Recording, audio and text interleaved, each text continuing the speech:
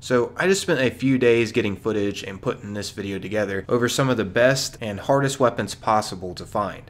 So on that note, all of these that I am covering we can still currently get in Fallout 76. I won't be covering any legacies in this, and I'm excited to officially be getting this out to y'all. Because like I just mentioned, it did take quite some time to put together. A couple months back, I did a top 10 legendary weapons video similar to this, covering some more of the best legendary weapons we can still get in the game, such as the bloodied meat hook with more power attack damage and the quad faster fire rate Tesla rifle, and many more. If you missed out on that video, I highly suggest to check it out sometime. I'll have a link to it in the description. Keep in mind all the weapons that are in that video are completely different from the ones that I'm showing in this one. There are tons of good legendary weapons out there to collect.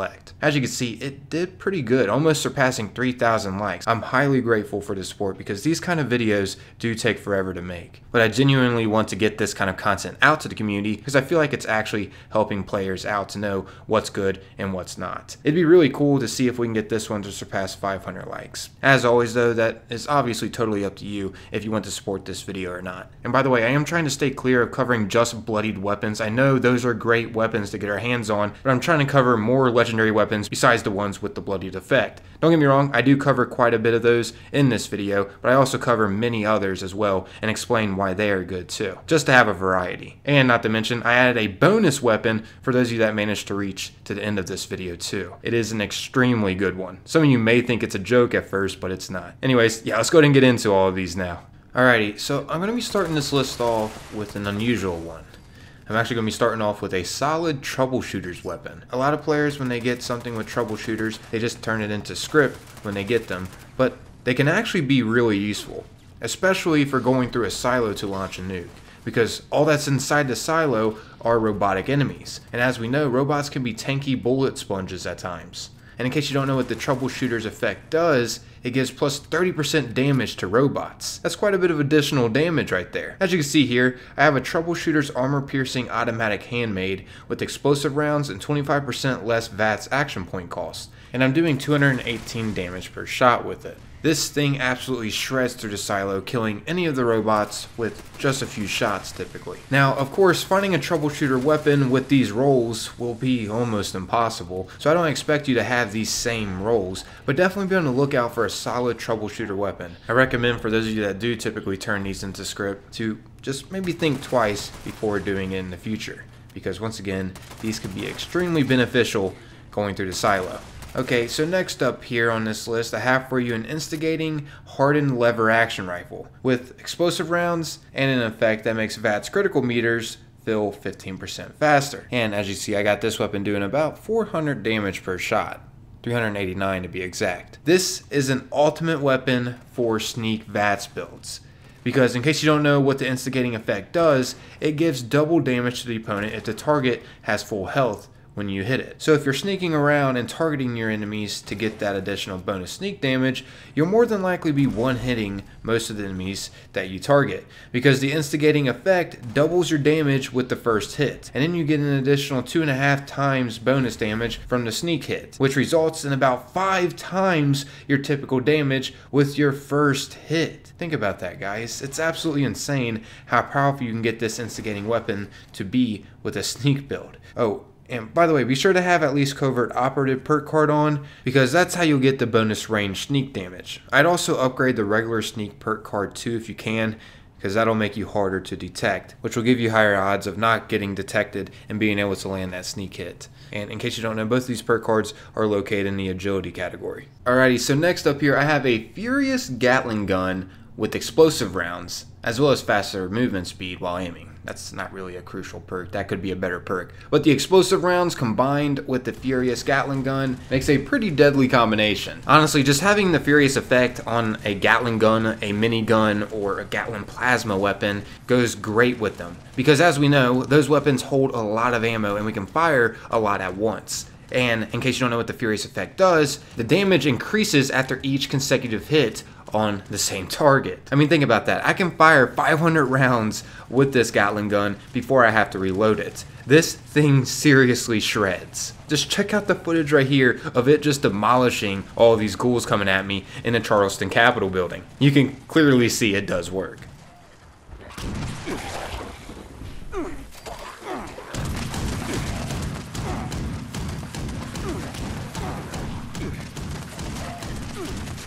Okay, so next up here is for all of you that don't want to be addicted to a bunch of chems for the junkies bonus, nor want to have super low health for the bloodied bonus. As you can see, I have for you all an anti-armor, faster swing speed, mole miner gauntlet. Sure, this could have another perk, but the faster swing speed or the additional power attack bonus is what you really want to look out for on a melee weapon.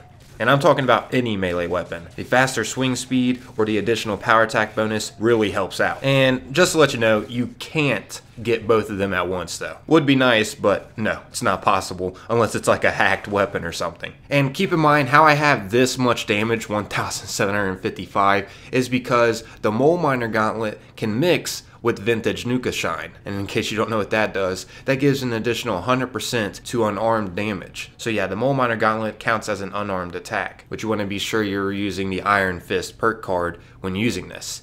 And this thing can do an insane amount of damage, especially to high armored enemies, such as the Scorched Beast Queen, robotic enemies, Mirelurks, pretty much anything that has high armor. It's ignoring 50% of it, which is pretty insane to think about. This can seriously pack a punch. And for those of you wondering, well, what if I don't want to use the Nuka Shine to get this serious bonus damage because you don't want to miss out on like rewards or something from the Scorched Beast Queen? Keep in mind, as long as you do a good enough amount of damage to the Queen, you're still going to get rewarded even after you teleport. As you can see here, for proof, I still got the rewards from the fight. This only happened though because the Queen was just about to die. If she isn't about to die, you want to try to teleport back to the fight as fast as possible, which typically you have time. Okay, so next up here, I'm going to be showing you all the Vampire's Flamethrower. Now the other effects on this could be a little bit better, I'm not gonna lie, and my damage could be a little higher. Still, seeing how fast a flamethrower fires and how much it can fire at once, it may seem pretty low, but you gotta think about how fast a flamethrower fires and how much it's firing at once. That's a lot of damage output over time. But this is just an example of the damage. The main thing about this flamethrower is that first off, the vampire's effect, it'll heal you while you're attacking other players, so this is great to use with a power armor tank build. Also, not many players know about this, but there's a perk card in the charisma category called Friendly Fire, and having this equipped will allow you to heal your teammates by just shooting them with your flamethrower. It takes around like maybe 30 fuel to heal your teammate. I did go a little overboard when shooting my teammate here to give an example, but yeah, this is an ultimate weapon to use if you're trying to play as a team player on the field. And not to mention, you're not going to be having to use many stim packs. So for one, you could be using the Team Medic perk card to be using those to help keep your allies' health up, or you could just simply now sell your stim packs because you don't really have to use them anymore with this Vampire's Flamethrower. It is, believe it or not, a very underrated weapon to be using, especially if you're trying to play as a tank medic build. Okay, so this next one is another one for those of you that don't like low health builds. And as you can see, it is a Vampire's Gatlin Plasma with 25% faster fire rate and 15% faster reload. Woo! This is a god roll. Having that faster reload with the faster fire rate is one deadly combination. And this being a vampire's weapon, you can just sit there and keep firing it no matter what you're going against and pretty much never die.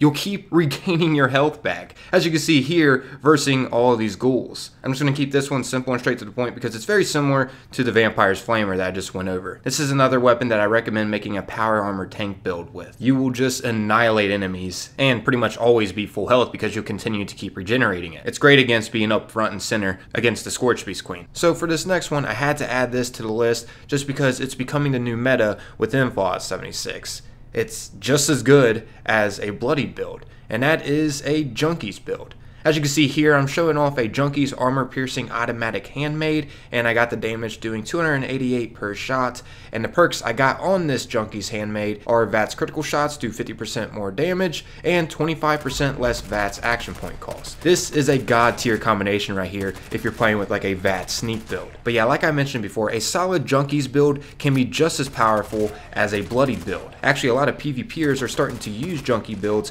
because they're just as good as bloodied, and they would rather rather not have their health so low. I don't know really all the addictions that you exactly need, but here are some that I was using to get the 288 damage with the handmade. You are able to get higher damage than what I showed if you have even more addictions. As you can see, for a small example here, I got an alcohol addiction, buff out, day tripper, mentats, and overdrive. None of these messed with my perception, which is what you should aim for if you are messing around with a junkie's gun. However, it'd be a different scenario if you're trying to mess around with a junkie's melee weapon. Then you're going to be wanting to avoid addictions that mess with your strength. So yeah, if you're looking for a different build that you could have high health with and do an insane amount of damage, the junkie's build is what you're going to want to look into.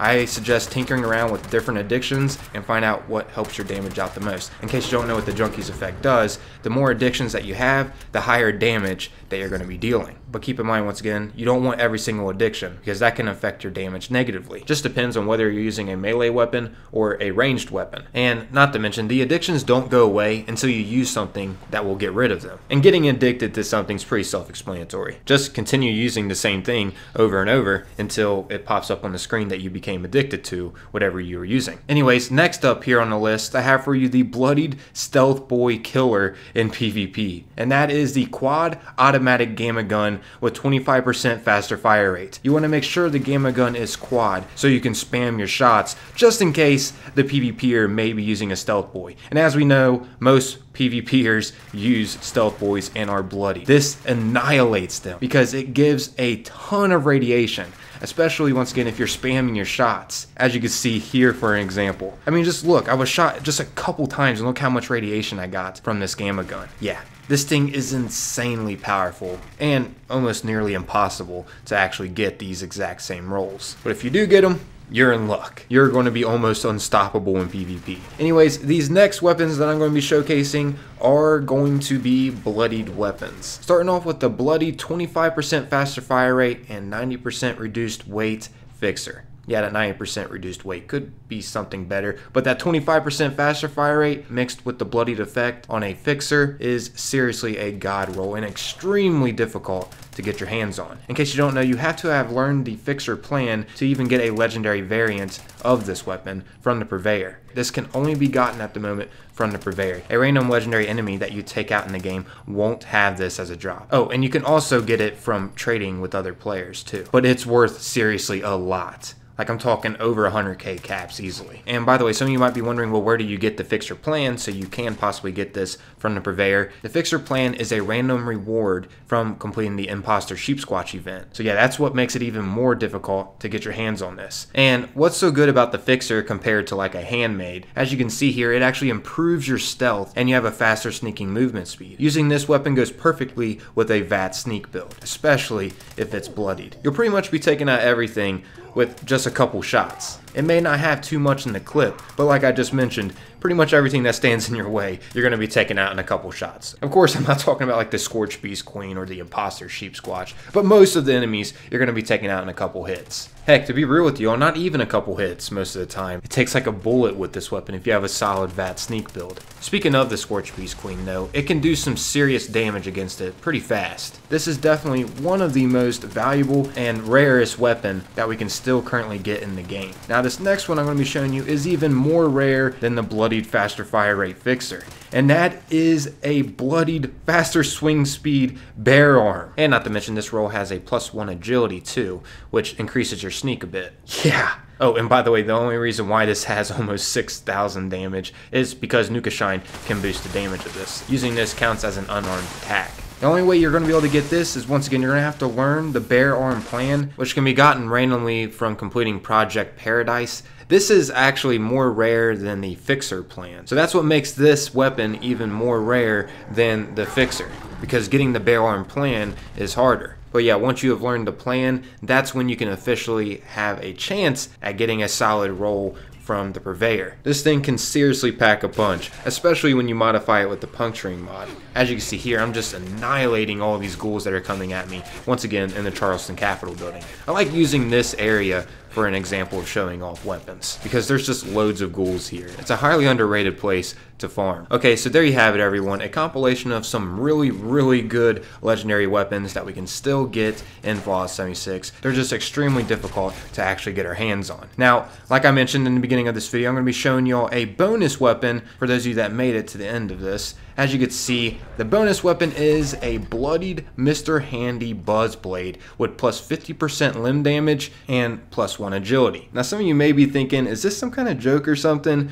But no, this is probably one of the best weapons that I'm actually showing in this video. As you can see with the stats I got on it, I'm doing 227 kinetic damage with 213 energy damage as well. And of course, its speed is very fast, because I don't know if you all have ever messed around with this or not, but you just have to hold down the attack button and it'll just continue to spin the blade. So anything that's coming after you is just going to get melted, especially with that plus 50% limb damage. This also has the electrified modification on it as well. I mean, just check this out for instance. Look how fast it can take out this Mirelurk Queen. Bam, dead. And as we know, Mirelurk Queens have some heavy defense. And look at this for another example. Look how fast it takes out this behemoth.